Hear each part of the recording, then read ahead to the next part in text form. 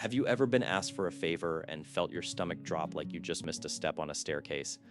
That split second where your brain is screaming one thing but your mouth is already forming a completely different word. You know the feeling I'm talking about.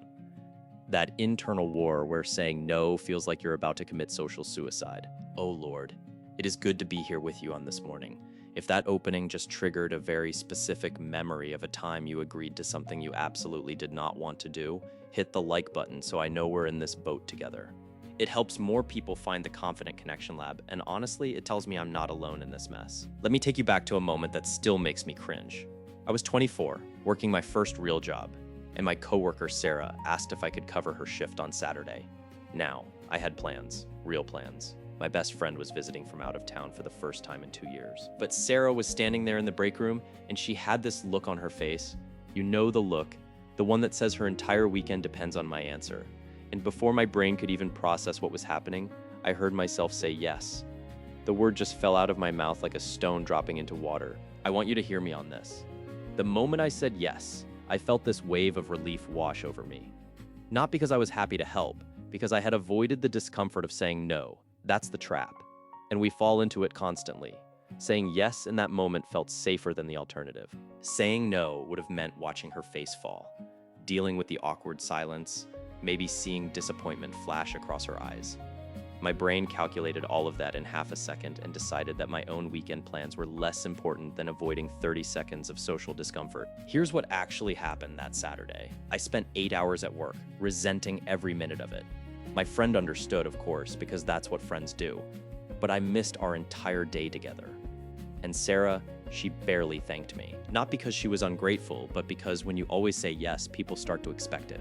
They stop seeing it as a favor and start seeing it as just what you do. You become the person who's always available, always accommodating, always sacrificing. Psychologists call this the disease to please, and it's rooted in something primal. When we were evolving as a species, being rejected by the tribe meant death, literal death. If the group decided you were too difficult, too selfish, too much of a burden, they could cast you out, and alone on the savannah, you didn't last long. So our brains developed this intense fear of social rejection, this hypervigilance around being liked and accepted. The problem is, we're not on the savannah anymore. But that ancient wiring is still firing. Listen closely to this distinction because it's critical. When someone asks you for something, your brain isn't just processing the request itself. It's running a complex simulation of the social consequences of your answer. If I say no, will they think I'm selfish? Will they stop liking me? Will they talk about me to others? Will this damage my reputation? All of that computation happens in microseconds. And the result is usually the same. Say yes, keep the peace, avoid the risk. But here's what that calculation is missing. Every time you say yes when you mean no, you're making a trade. You're trading your time, your energy, your boundaries, and often your self-respect for the temporary comfort of being liked. And I say temporary because here's the dark secret. People pleasers aren't actually more liked, they're more used. There's a difference between respect and convenience, and when you can't say no, people learn that you're convenient. We tend to overthink this. We convince ourselves that saying no requires some elaborate justification, some bulletproof excuse that the other person can't argue with. So we start manufacturing reasons. We suddenly have family obligations, mysterious appointments, health issues that conveniently appeared in the last 5 minutes. We lie, essentially, because we think the truth isn't good enough, the truth being that we simply don't want to do it. Take a second and think about the last time someone told you no. Not rudely, just honestly declined something you asked for. Did you hate them for it? Did you immediately write them off as a terrible person? Probably not. You probably just thought, okay, they can't do it. And you moved on. But we don't extend that same grace to ourselves. We imagine that our no will be catastrophic, relationship ending, reputation destroying. It almost never is. Here's the core issue we need to address. Saying yes all the time doesn't just drain your schedule. It erodes your sense of self. Every agreement you make against your own interest is a small betrayal of who you are. It's telling yourself that other people's needs matter more than yours, that their comfort is more important than your peace. And over time, that message sinks in deep. You start to believe it. You start to feel like your wants and needs are secondary, optional, negotiable. The guilt you feel when considering saying no, that's not your conscience, that's conditioning.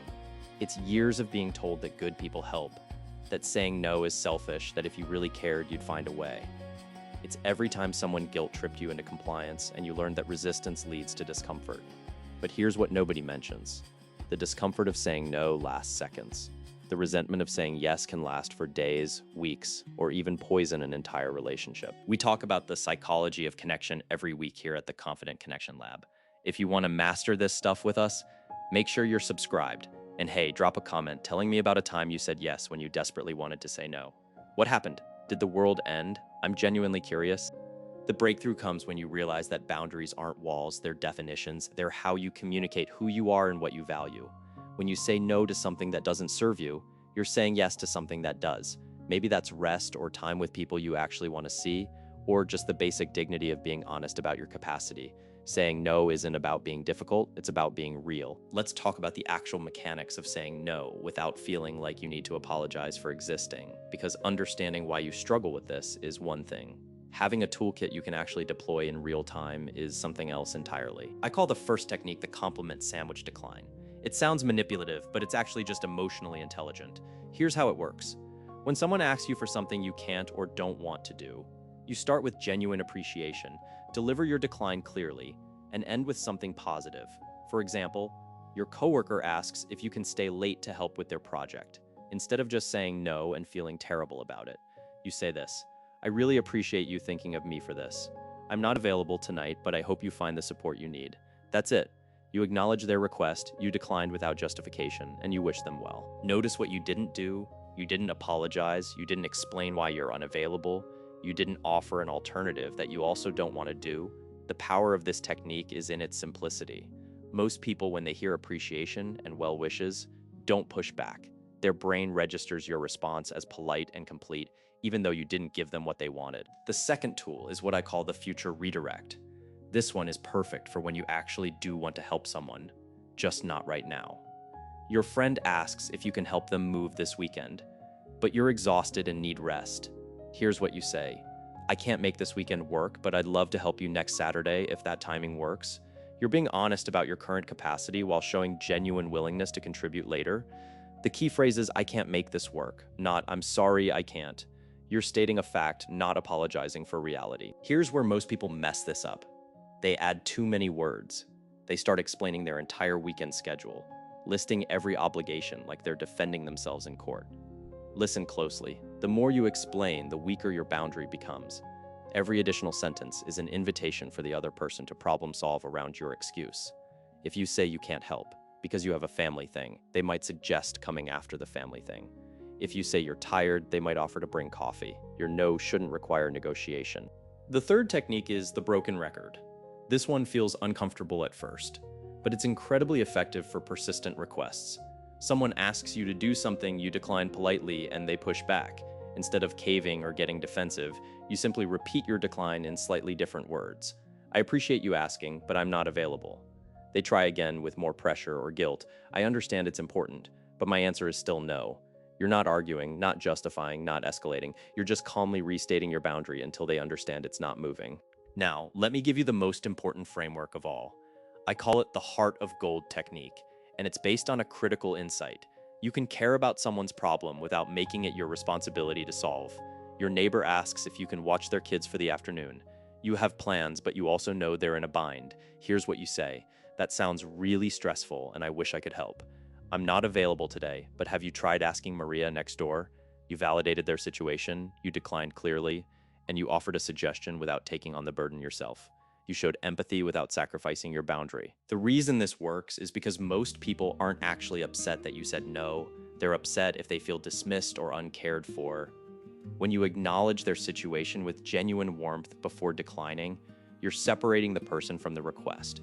You're saying, I value you even though I can't do this specific thing for you right now. That distinction is everything. Let's address the guilt that's probably creeping up right now as you read this.